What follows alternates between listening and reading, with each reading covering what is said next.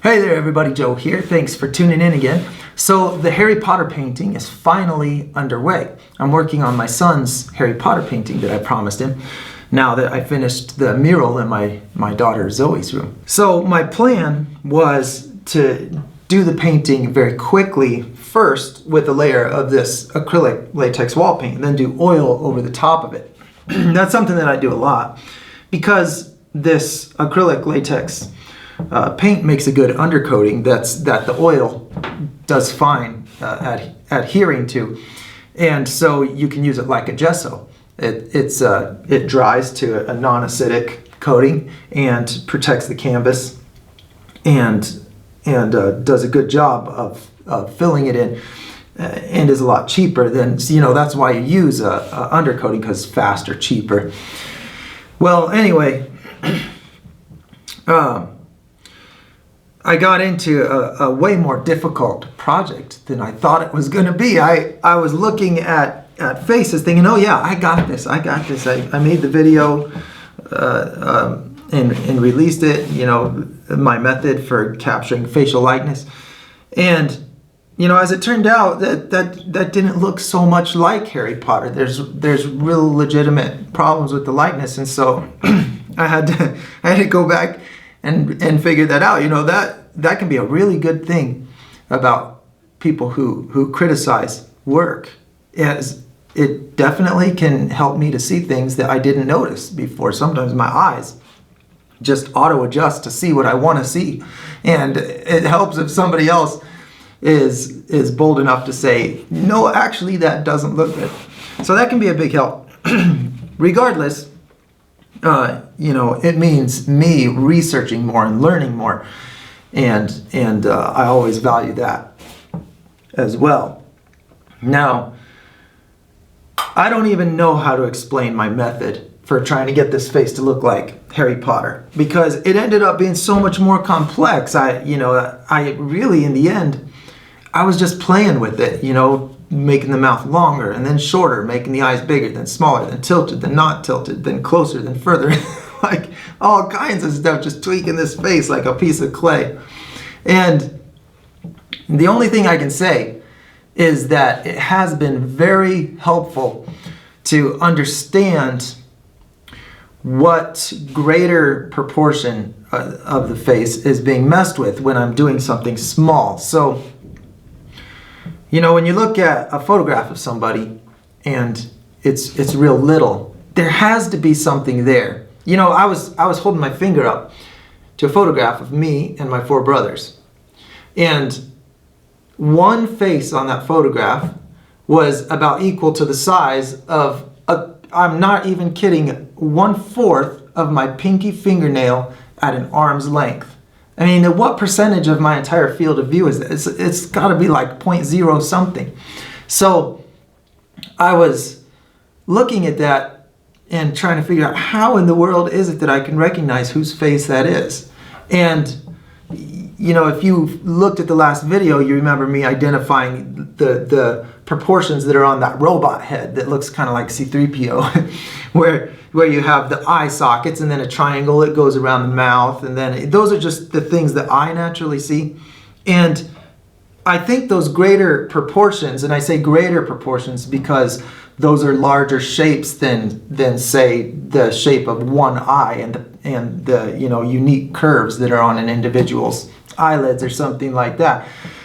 So I think those really help a lot. It seems to me like we have multiple methods of recognizing a face. At close range, maybe certain things stick out differently than at further range. I could be wrong about this, but I'm still in research mode. I mean, I'm trying to develop theories to figure out which path to go down. I mean, this really has had still has my mind just spinning circles. I mean, I'm going to bed and dreaming about Harry Potter's face. That was not what I wanted when I started this job. No, but it's a good thing because I'm learning some valuable things. So here's some good takeaway. I did notice this, that eyeballs are at some pretty universal distances. So if you look at my eyes compared to your eyes, then it's likely a very similar distance, judging from the iris, the circle that is the iris, the colored part of the eye. I can fit about 4 circles in between the two. If I, and I imported pictures into a computer program in order to test that. Yes, it varies, but only a small amount, and it varies, especially based on age. So I was looking at pictures of people that are maybe 70 years old, and theirs is closer to being able to fit 5 circles in between those two. Well, a child that's only 4 years old, you can fit 3 circles in between.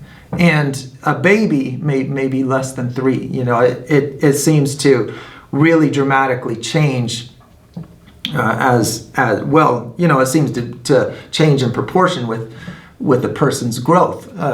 But that was interesting to me that I could make the age of a person based on how far apart those circles of the eyes are. Yes, there's exceptions. There's people that, and I think those are the people that you look at and you think in your mind, but you don't say it out loud. Man, that guy's eyes are close together. I never thought that about anybody. So things are pretty universal, but they still there are exceptions. But that was helpful to know, because then I had a standard to see if I was staying with. And so I would look at Harry Potter's eyes and say, well, I can see they're that distance, so I can mess around because he might be looking at something closer or something further, which would change that distance a little. But it did give me a real good guideline. And then what was also interesting is some things change with age over time in a face, while other things don't. And so the width of my nose compared to the width of my eyes does not seem to change over time. As I age and my nose gets longer and my eye sockets get deeper and my eyes get further apart, the width of my nose in comparison to the width of the corners of my eyes, it seems to stay at its original proportion and really contribute to an individual's likeness. Well, the height, how long my nose is, it seems to increase over time. So when I was a baby, my nose was closer to being right up in between my eyes. And you can look at pictures of babies and see that, if you draw a triangle around the eyes and the nose, it seems to be a more squished triangle. And I think I illustrated that on that last video too. So another age indicator was just, if I stretched out a nose, it looked like older version. If I had the nose shorter, it looked like a younger version. But then that got kind of complicated, because if a person looks down, those proportions seem to change a little bit depending on the shape of the nose. So there is no easy answer thus far, but becoming familiar, I still have to insist that becoming familiar with the three-dimensional shape of those concaved parts, the parts that pop out, like cheekbones, the triangle you can draw there, and then being able to get familiar, you can see those, if somebody's, like I call it, the snout, the nose and mouth, you can see if a person's is further out or further in than what you consider to be average. And so then when you're painting, it helps to understand if that slight different shadow, that slightly different color is affecting that thing, or is it affecting the depth of the eye socket, or is it affecting, you're not just guessing at a shadow and a color on some place on the face and hoping that it makes it more like that person. So having the foundation helped keep me on track. So if I got off, then I could say, okay, I'm going to kind of take things back to how they were. And I was able to visualize the path to get back and, go back and forth without getting lost in the process of trying to paint this face. So then I tried to put some expression on the face. You can see I've got his teeth clenched. I've got his cheeks pulled outward.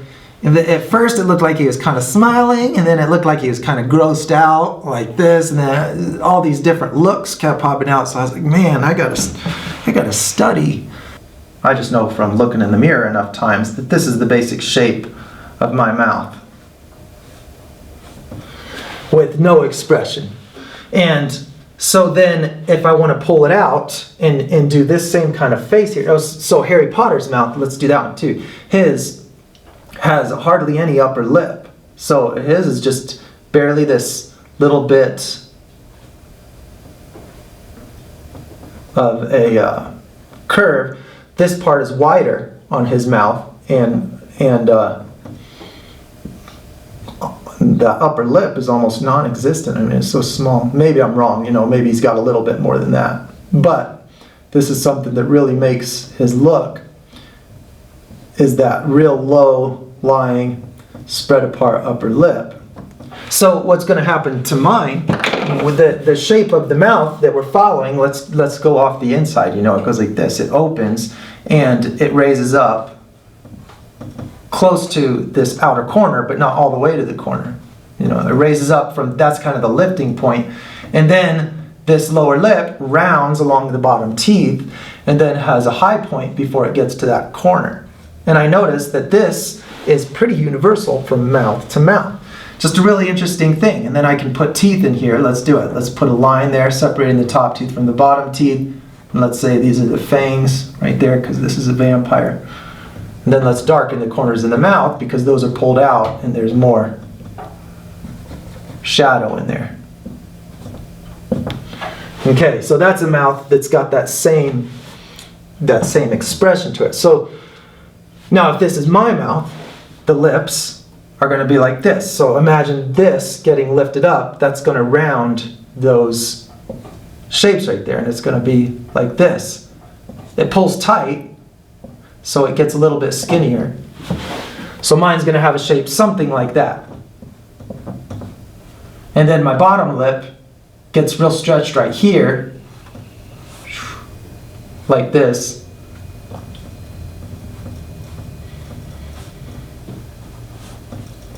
And, I think the wide point is right about here and here.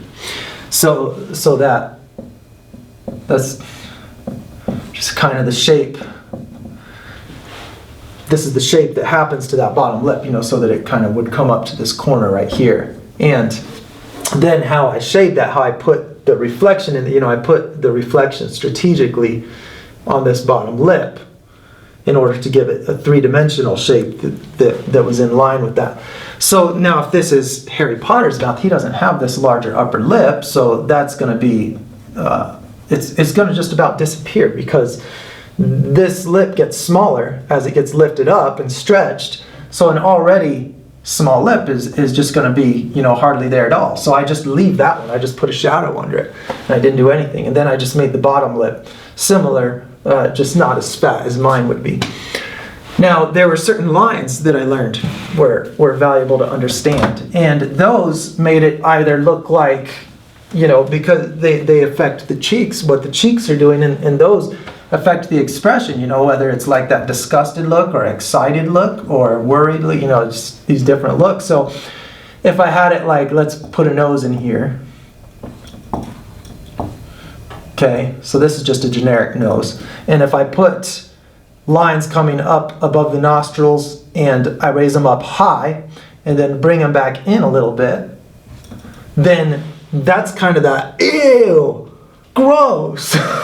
It's that, I don't know what to. So then I can take these lines and put them here like that, and those would stretch like this to the cheeks that go down to the chin right here.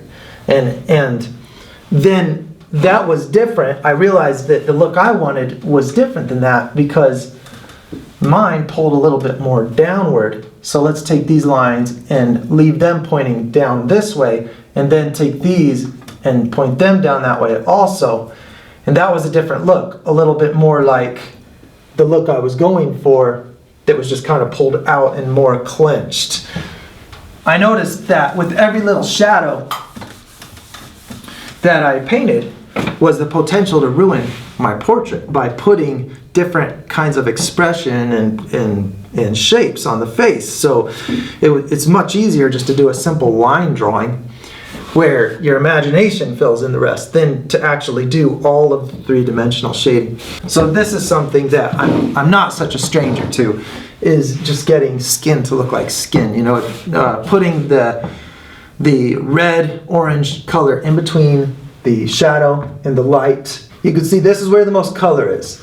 So even if I was doing non-skin tone, then I would still put a transitionary color to keep this kind of purple from mixing with this more yellowish color and getting too gray, too much of a gray or even slightly greenish hue to it. So I add the transitionary color to keep that from happening. But with skin tone, there's an extra element in there, that is the blood lighting up from underneath the skin. And so one viewer commented and called this subsurface scattering. I like that term.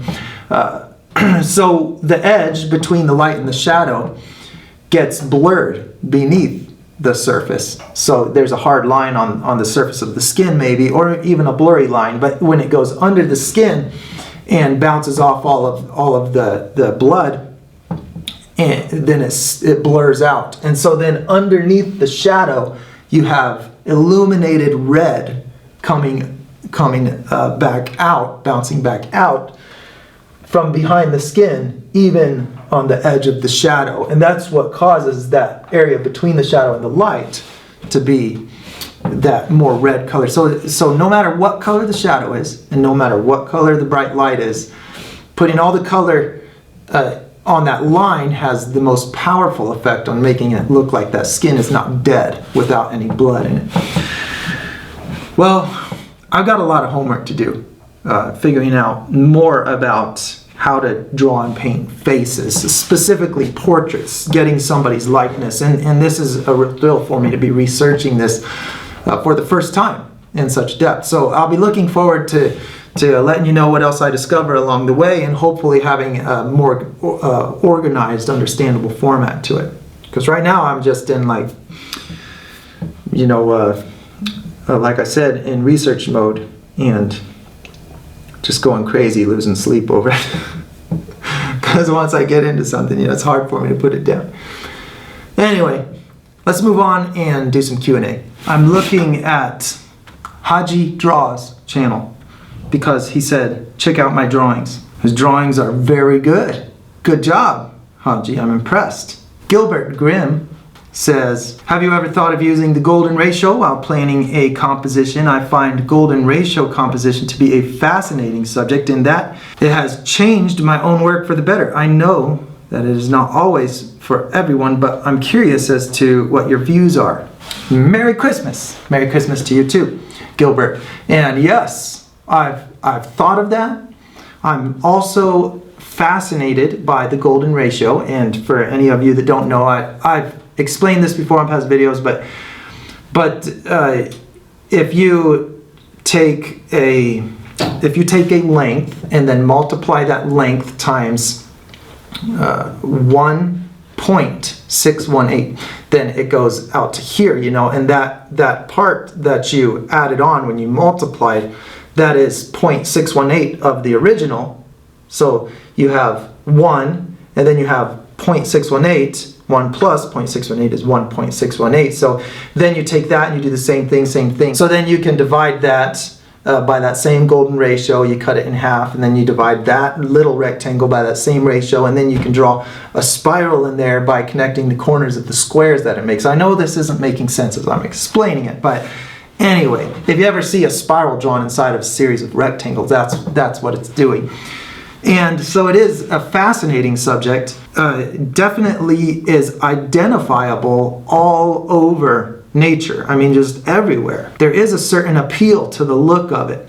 When you look at like spiraling galaxies, and for me, spiraling drywall mud inside of a paint bucket, anything that spirals, anything that gets sucked into like a whirlpool, a vortex, and so the matter out here gets sucked in, it seems that right where it begins its spiraling path, that is exactly where it resembles that golden ratio, because the spiral changes. it's got dramatic change from the first start of the loop to the second loop around. There's a lot of difference. But then it speeds up and starts doing tighter circles, and you've got a lot of circles in here. So this is like, you know, when you're blending your cookie dough and you look at that spiral pattern. Fascinating subject, and I would love to figure it all out and explain that mystery, but I definitely don't know right now. Ray Shannon says, faces scare me. I'm always worried about hurting a person's feelings. Well, I've done that. I've done that a number of times. And I think the worst time is when some people who go to my church were kind enough to employ me and actually pay me to draw caricatures at a party.